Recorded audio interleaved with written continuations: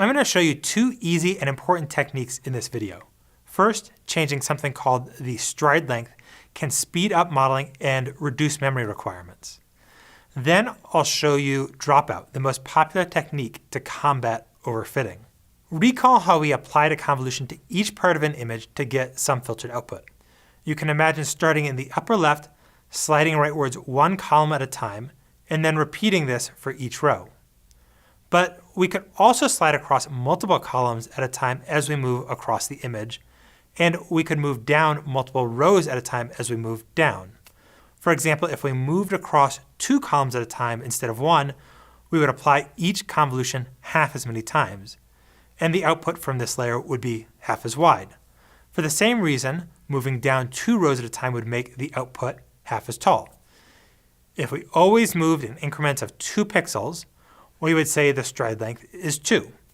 Since the resulting output was half as wide and half as tall, the representation going into the next layer ends up being only a quarter as large.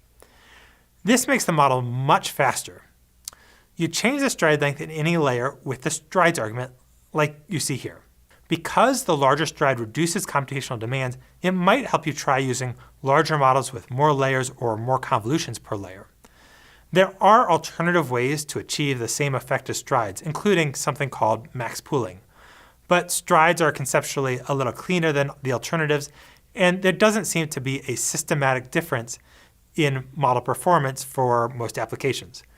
For a few advanced applications like generative models, increasing stride length, as you've seen here, works much better than max pooling. The other technique I'll show you is called dropout.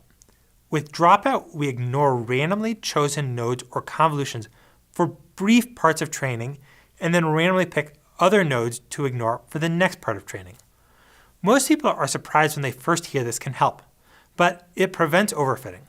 Specifically, it makes each convolution or node find information that is useful for predictions in its own right, rather than allowing one node to dominate the prediction with everything else being small tweaks on that one node's conclusion. We add a dropout layer in our network like this. That says that each convolution in the preceding layer should be ignored or disconnected from the subsequent layer 50% of the time during model training. Even when you use dropout as part of model training to get better weights, all nodes and all connections are used when you make predictions with the model. Before we knew about dropout, researchers addressed overfitting by limiting model capacity. That meant they had fewer layers and fewer nodes or convolutions per layer.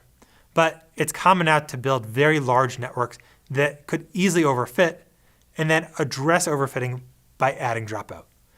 The code on this page gives an example using strides of 2 and dropout.